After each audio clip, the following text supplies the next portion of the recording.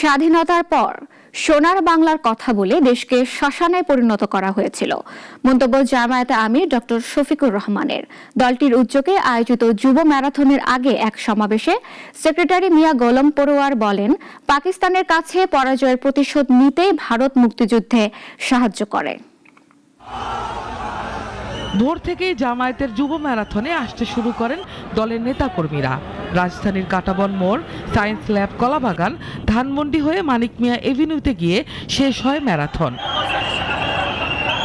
পরে কথা বলেন দলের সেক্রেটারি জেনারেল মিয়া গোলাম পরোয়ার। নির্বাচনে সবার জন্য লেভেল প্লেইং ফিল্ড প্রস্তুত করতে হবে মন্তব্য করেন তিনি। হামলাকারীদেরকে গ্রেফতার করুন, গোয়েন্দা ব্যর্থতার পর্যালোচনা করুন, বাংলাদেশের সকল ফ্যাসিবাদ বিরোধী নেতৃবৃন্দের নিরাপত্তা নিশ্চিত করুন। আগামী জাতীয় নির্বাচনে 300 আসনে প্রার্থী হবে, তাদের নিরাপত্তা নিয়ে আমরা এখন চিন্তিত। নির্বাচন কমিশন কোনো দলকে আনুকূল্য দিলে কঠোর হস্তে দমন করা হবে বলেও মন্তব্য করেন জামায়াত আমির। এই সময় ওসমান হাদির উপর হামলার নিন্দা জানিয়ে তার সুস্থতা কামনা করেন ডাক্তার শফিকুর রহমান। নির্বাচন কমিশনকে তাদের দায়িত্ব যথাযথভাবে পালন করতে হবে। আমরা তাদের কাছে কোনো আনুকূল্য চাই না, কিন্তু সাবধান করে দিচ্ছি, যদি কারো প্রতি সামান্য কোনো আনুকূল্য দেখানো হয় তা বরদাস্ত করা হবে না।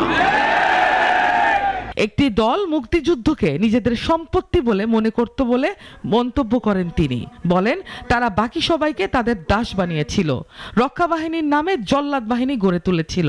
সেই তারা ক্ষমতায় এসে বিডিআরের পিলখানায় হত্যাকাণ্ড থেকে শুরু করে জামাতে ইসলামের সম্মানিত নেতৃবৃন্দকে হত্যা করার মধ্য দিয়ে তারা যে খুনের রাজত্ব কায়েম করেছিলেন, আমরা তার বিবস্ব চেহারা শাপলা চত্বরেও দেখেছি।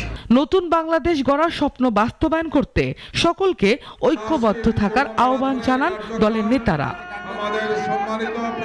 নাবিলা মারজুক, নাগরিক।